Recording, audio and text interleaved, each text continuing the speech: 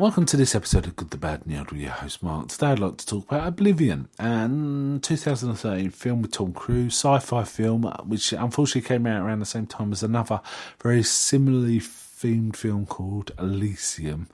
Where certainly the look and feel was kind of similar, even though the stories are different. Enjoyable film. I think some people felt a little down by it, and I think it suffers from a few problems.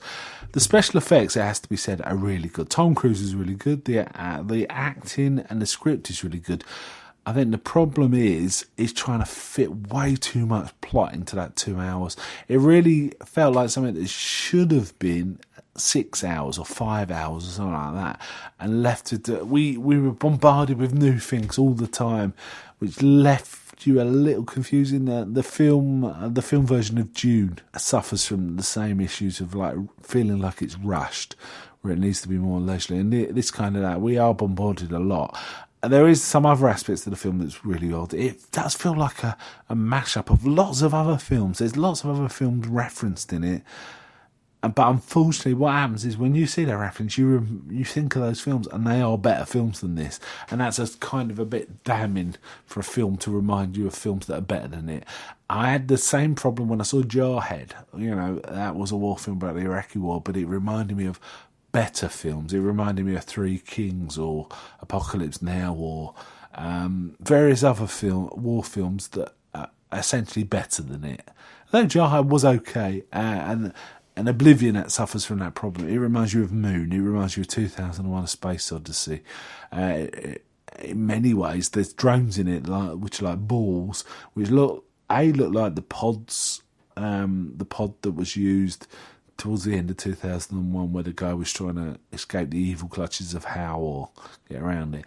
And there's a red eye. They got a red eye, which reminds you of Hal as well. It reminds you of Wall-E, and so on and so forth. These are all better films than this was. Though this wasn't a bad film, but it's that unfortunate reminiscence of other better films that kind of makes you think, yeah, I could be watching something better while you watched it. Still liked it though. It was pretty decent. And I did kind of like the ideas that were being thrown into it.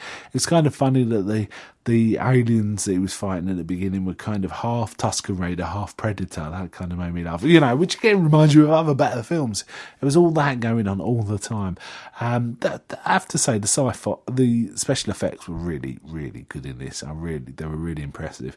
And it was exciting, but it just constantly reminds you of other better films. That was its trouble. Okay, I think that, let's give it a rating. I'll say 7 out of 10, actually. Just about 7 out of 10. Okay, bye from me. The last Super Bowl was played right here. Please don't tell me it was a classic. Classic game. 80,000 people on their feet. Seconds left on the clock. So Hubie throws a Hail Mary. Touchdown! 166, back online. 60 years ago, Earth was attacked. We won the war, but they destroyed half the planet. Everyone's been evacuated. Nothing human remains. We're here for drone repair, with a mop-up crew. This is Jack Harper.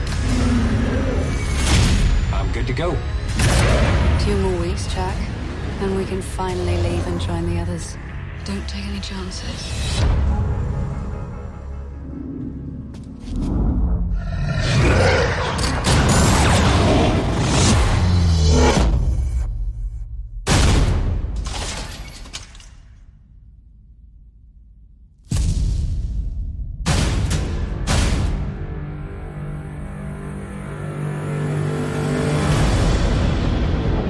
I've been watching you, Jack. You're curious. What are you looking for in those books? Do they bring back old memories? We have an unidentified impact. Don't ask too many questions. They are human. This is ordering you to return to tower. Jack. How do you know my name? They're firing on survivors. Stay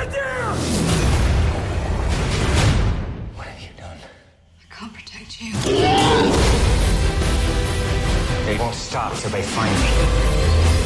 If you're looking for the truth, that's where you'll find it. You need to know what happened. What aren't you telling me? Who are you?